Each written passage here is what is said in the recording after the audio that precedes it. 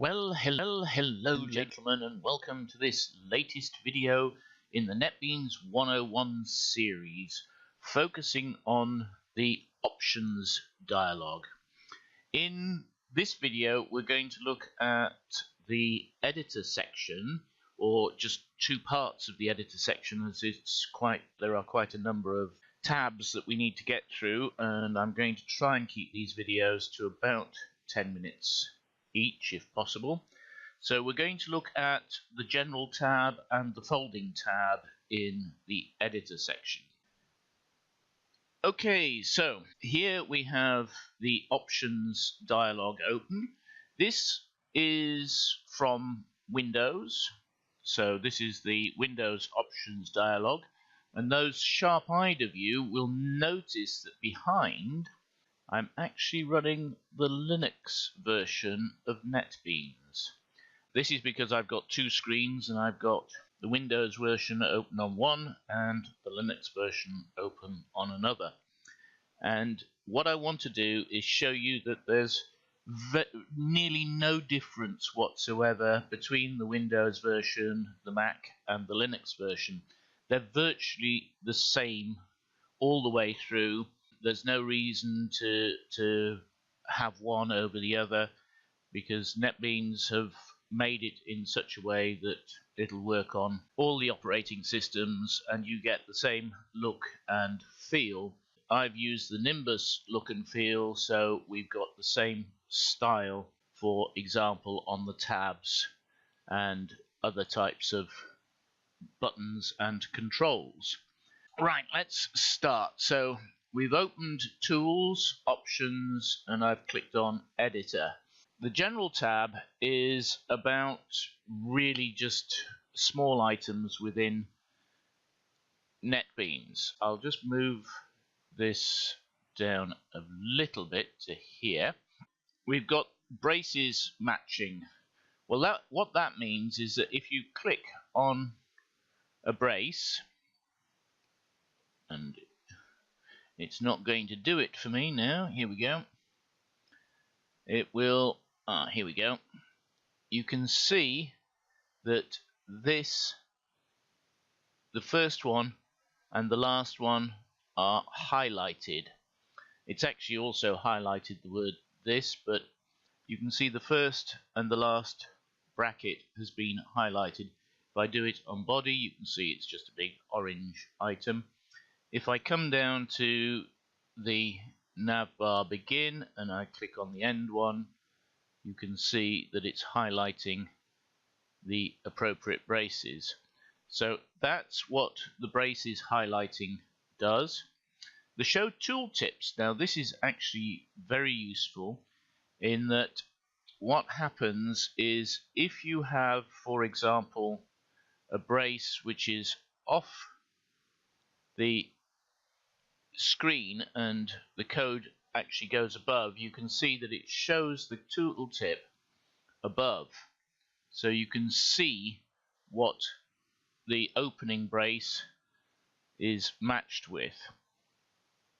There we go. So it's matched with the Echo Nav widget, and you can see it's there.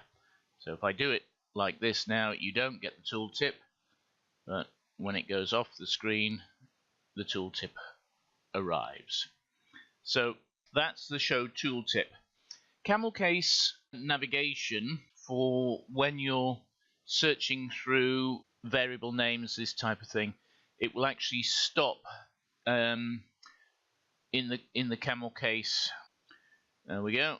You saw that it jumped from begin. You see I've actually got the cursor at the B of begin. I'm pressing Control and right arrow, and it goes to the F of form. I'm just seeing if there's a longer variable name. If you're wondering, by the way, what this code is from, it's from Ye2, and it's the basic Ye2. It's a framework for PHP which takes a lot of the hard work, shall we say, out of writing PHP programs, and you can find it on the Ye framework website. I'll link to that below if you're a PHP developer.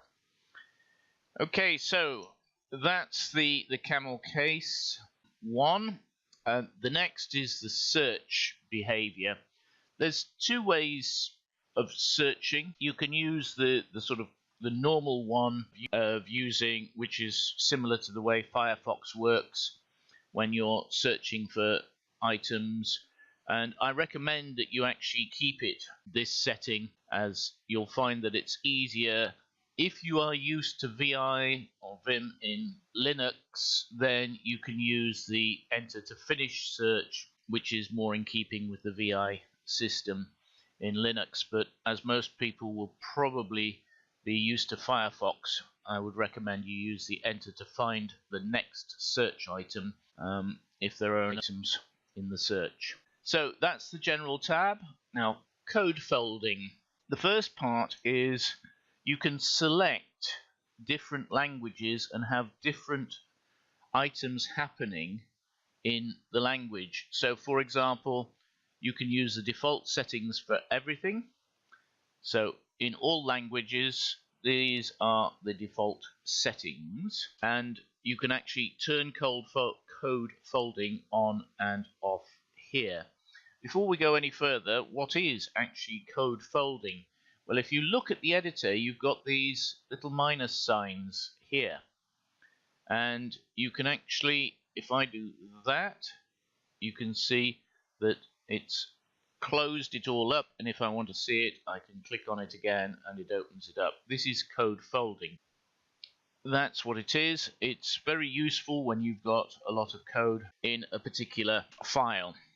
Now you can decide what is collapsed by default. I will usually collapse the initial comment, so I've now ticked that because I put a comment at the top of all of my files to say basically what it does and when I wrote it or when I started it. The others are up to you. Again, this is very much driven by what you like or what your company actually requires, and it's important that you do the way you want it to do or the way your company actually sets it up. There's no one best way. The best way is your way. So first of all, you can set it for all the languages, and then you can actually change the behavior for each individual languages. So for example, I can use the default settings, or I can untick the default settings and actually change the different items within. So if I come down, for example, to PHP, I can change different items, and the collapse by default will change based on the language that you've chosen.